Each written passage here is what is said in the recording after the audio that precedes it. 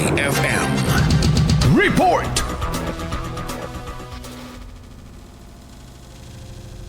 Sang-ayon ang ilang Dagupenyo na kinakailangang ipagpatuloy ng gobyerno ang pagbibigay ng ayuda para sa mga Pilipinong nangangailangan ng tulong pinansyal.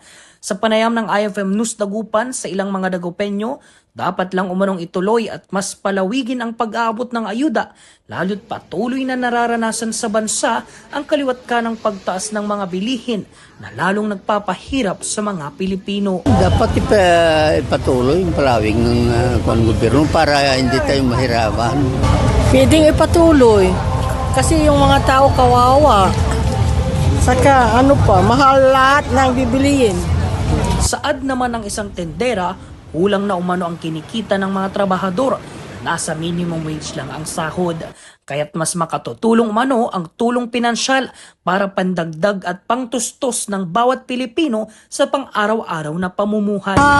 For me po, marami po kasi mas nangangailangan po ng mga po ngayon, mga kabataan and also sa mga family po kasi syempre hindi po sapat yung sweldo po nila since minimum wage lang po sila since so per day po kasi nag-range lang po sila ng 350 to 450 something and then kung titignan po yun per family hindi po siya sasapat and then wala po matitirang savings po para sa kanila.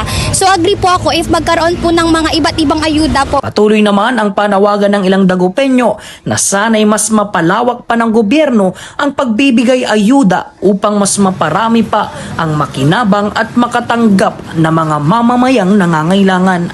Kasama mo mula rito sa IFM News Dagupan, ito si Idol Neil Moyano, Tatak IFM. IFM News. IFM News.